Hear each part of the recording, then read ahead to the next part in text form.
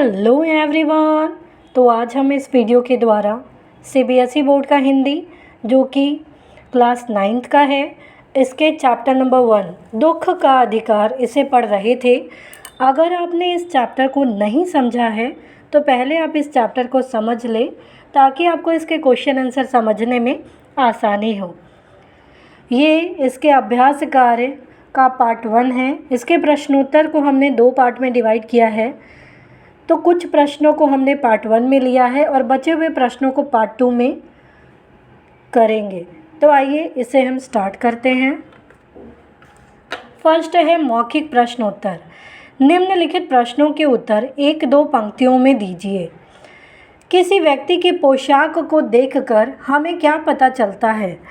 तो किसी व्यक्ति की पोशाक को देखकर हमें समाज में उसका दर्जा और अधिकार का पता चलता है तथा उसकी अमीरी गरीबी की श्रेणी का भी पता चलता है कि वो कौन से श्रेणी में आता है।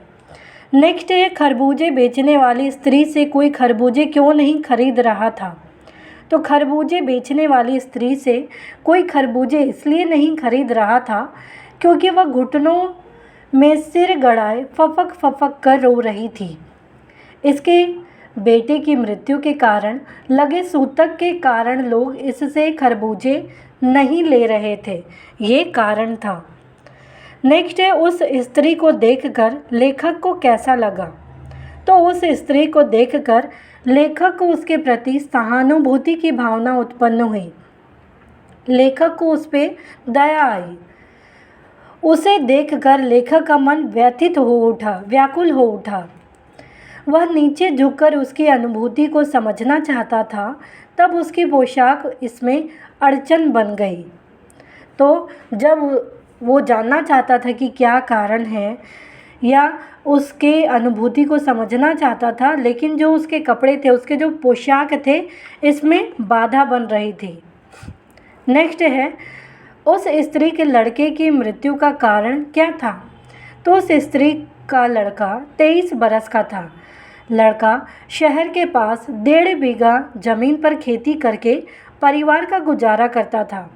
एक दिन वह सुबह मुँह अंधेरे खेत में बैलों से पके खरबूजे चुन रहा था। बैलों से जो पके खरबूजे थे वो चुन रहा था कि गीली मेड़ की तरावट में आराम करते समय क्या हुआ कि सांप पर उसका पैर पड़ गया और सांप ने उस लड़के को डस लिया। ओझा के झाड़ फूँक आदि का उस पर कोई प्रभाव न पड़ा और उसकी मृत्यु हो गई। तो कारण ये था कि वो गीली मेड़ की तरावट में आराम कर रहा था और उसका जो पैर था वो सांप पर पड़ गया। तो उस सांप ने उस लड़के को डस लिया। तो उसके लिए ओझा को भी बुलाया गया, झाड़ फूँक किया, लेकिन उसका कोई प्रभाव नहीं पड़ा और उस लड़के की मृत्यु हो गई। नेक्स्ट है बुढ़िया को कोई भी क्यों उधार नहीं देता? तो उस बुढ़िया का बेटा मर चुका था। लोगों को पता था कि बुढ़िया को दिए गए उधार लौटाने की कोई संभावना नहीं है, ये कहाँ से उधार लौटाएगी। इसलिए बुढ़िया को कोई उधार भी देने को तैयार नहीं था। यही कारण था कि उसका बेटा भी मर चुका था। तो लोगों को पता था कि ये अब उधार कैसे चुकाएगी, कोई संभावना भी नहीं थी उधार चुकाने की, इसलिए लोग उसे उधार देते भी नहीं थे। नेक्स्ट है लिखित प्रश्नोत्तर। लिखित में निम्नलिखित प्रश्नों के उत्तर 25 से 30 शब्दों में लिखिए। पहला प्रश्न है मनुष्य के जीवन में पोशाक का क्या महत्व है? तो मनुष्य की पहचान उसकी पोशाक अर्थात वस्त्र से होती है। यह पोशाक ही मनुष्य को समाज में अधिकार दिलाती है, उसका दर्जा निश्चित करता है, जीवन के बंद दरवाजे खोल देता है। यदि हम समाज की निचली श्रेणियों की अनुभूति को समझना चाहते हैं तो ऐसी स्थिति में हमारी पोशाक हमारे लिए बंधन और अड़चन बन जाती है। जिस प्रकार वायु की लहरें कटी हुई पतंग को सहसा भूमि पर गिरने या भूमि पर नहीं गिर जाने देती, उसी तरह खास परिस्थितियों में हमारी पोशाक हमें झुक सकने में रोक रखती है या रोके रखती है। तो यहाँ पे बताया गया है कि पोशाक से लोगों का दर्जा निश्चित होता है कि ये उच्च श्रेणी के है, ये निच्च श्रेणी के है, ऐसा मानना है। तो ऐसी स्थिति में क्या होता है कि यही पोशाक लोगों के लिए बंधन या अड़चन बन जाती है।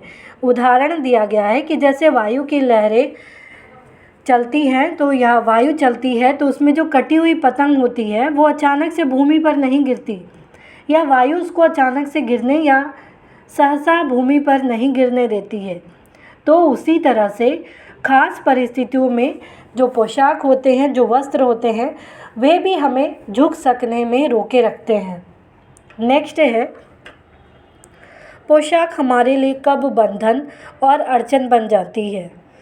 तो जब भी ऐसी परिस्थिति आती है कि किसी दुखी व्यक्ति को देखकर व्यथा और दुख का भाव उत्पन्न होता है, पीड़ा होती है, दुख होता है, हमें उसके दुख का कारण जानने के लिए उसके समीप बैठने में हमारी पोशाक बंधन और अड़चन बन जाती है कि यदि वो निम्न श्रेणी का है तो उसके साथ में नहीं बैठना है। ये सारी चीज़ें। उत्तम पोशाक हमें नीचे झुकने नहीं देती, यह हमें अमीरी का बोध कराती है कि हमने तो अच्छे कपड़े पहने तो हम तो अमीर हैं। मानव के बीच दूरियां बढ़ाने का काम पोशाक करती है। ये पोशाक ही नियमों का उल्लंघन करती है। यदि हम निचली श्रेणियों के दुख को कम करके उन्हें दिलासा देना चाहते हैं तो ये पोशाक उसके लिए अड़चन बन जाती है। तो इस तरीके से ये बंधन बनती है और अड़चन भी बन जाती है।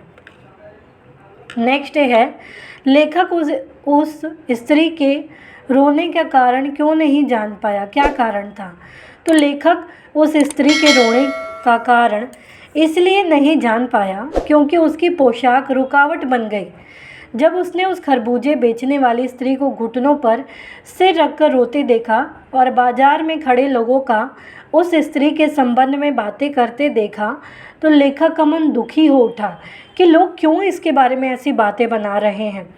लेकिन वो उस स्त्री से पूछना चाहते थे, लेकिन पूछ नहीं सके अपने पोशाक के कारण जानना चाहते हुए भी वह ऐसा नहीं कर पाया। यद्यपि व्यक्ति का मन दूसरों के दुख में दुखी होता है, परंतु पोशाक परिस्थितिवश उसे झुकने ही नहीं देती है। नेक्स्ट है, भगवाना अपने परिवार का निर्वाह कैसे करता था। तो भगवाना शहर के पास 1.5 बीघा ज़मीन पर खेती करके परिवार का निर्वाह करता था। खरबूजों की डलिया यानी टोकरी बाजार में बेचने के लिए कभी कभी वह चला जाया करता था। वह घर का एकमात्र सहारा था। उसके घर में खाने वाले अधिक और कमाने वाला एक ही था। उनके घर की आर्थिक स्थिति गड़बड़ा गई थी। घर के बेटे पर सभी की आशाएं टिकी होती हैं। भगवाना ही था जिस पर घर के सभी सदस्यों की आशाएं टिकी हुई थी। परिवार का निर्वाह करने के लिए वह छोटे बड़े काम करके घर के सदस्यों का ध्यान रखता था। तो कमाने वाला एक ही था और खाने वाले बहुत सारे लोग थे। तो इसीलिए उसकी घर की आर्थिक स्थिति थी वो गड़बड़ा गई थी और सब लोगों के लिए उम्मीद था एक ही भगवाना, और भगवाना ही था जिस पर लोगों की आशाएं थी, उसके घर के लोगों की आशाएं थी। परिवार का निर्वाह करने के लिए भी वो हर छोटे बड़े काम करके घर के सदस्यों का ध्यान भी रखता था। नेक्स्ट है, लड़के की मृत्यु के दूसरे ही दिन बुढ़िया खरबूजे बेचने क्यों चल पड़ी। तो लड़के की मृत्यु के दूसरे दिन बुढ़िया खरबूजे बेचने इसलिए चली गई क्योंकि उसके पास जो कुछ था भगवाना की मृत्यु के बाद दान दक्षिणा में ख़त्म हो चुका था। बच्चे भूख के मारे बिलबिला रहे थे, तड़प रहे थे, बहू बीमार थी। मजबूरी के कारण बुढ़िया को खरबूजे बेचने के लिए लड़के की मृत्यु के दूसरे ही दिन जाना पड़ा था। भूख अच्छे अच्छे लोगों को भी हिलाकर रख देती है, ऐसा ही उसके साथ भी हुआ। मृत्यु का दुख हो या खुशी का आभास हो, लेकिन पेट की आग घर से बाहर निकलने के लिए विवश कर ही देती है। तो वो मजबूर थी अपने घर के लोगों के लिए, तभी वो बाहर निकल कर गई। नेक्स्ट है, बुढ़िया के दुख को देखकर लेखक को अपने पड़ोस की सभ्रांत का मतलब होता है उच्च वर्ग की महिला की याद क्यों आई। तो अमीर और गरीब में जन्मजात अंतर होता है। अमीर को दुख मनाने का अधिकार है, गरीब को नहीं। बुढ़िया के दुख को देखकर लेखक को अपने पड़ोस की संभ्रांत महिला की याद इसलिए आई क्योंकि वह महिला अपने जवान बेटे की मृत्यु के कारण 2.5 मास तक पलंग से उठ न सकी। 15-15 मिनट बाद मूर्छित यानी बेहोश हो जाती थी। शहर भर के लोग के हृदय उसके पुत्र शोक को देखकर द्रवित हो उठते, द्रवित यानी पसीज जाते। दूसरी ओर लोग बुढ़िया पर ताने कस रहे थे जो खरबूजे बेचने आई थी। वे उसकी मजबूरी से कोसों दूर थे, कोई समझना भी नहीं चाहता। उसके दुख को वे समझ नहीं पा रहे थे क्योंकि वह उस संभ्रांत महिला की भांति बीमार न पड़कर अपना दुख भुलाकर बाजार में खरबूजे बेचकर अपने परिवार के लिए भोजन का प्रबंध करने आई थी, जो कि लोगों के मन में खटक रहा था। दुख का अधिकार अमीर गरीब में भेदभाव उत्पन्न करता है। थोड़ा सा दुख जहाँ अमीरी को हिला देता है, वहाँ बड़े से बड़ा दुख गरीब को सहज बने रहने पर मजबूर कर देता है। बुढ़िया के दुख और संभ्रांत महिला के दुख में यही अंतर था कि जो अमीर व्यक्ति होते हैं उन्हें दुख का अधिकार है। उनको अगर थोड़ा सा भी दुख होगा तो अमीर लोगों को वो हिला कर रख देता है, लेकिन वही बड़े से बड़ा दुख अगर किसी गरीब व्यक्ति को हो जाता है तो उस समय भी उस गरीब व्यक्ति को सहज बने रहने के लिए वो दुख मजबूर बना देता है। तो यही दोनों के दुख में अंतर था। तो उम्मीद है आपको यहाँ तक के प्रश्नोत्तर समझ में आए होंगे। तो प्लीज़ आप इस वीडियो को लाइक करना, शेयर करना, सब्सक्राइब करना, कमेंट करना ना भूलें। Thank you.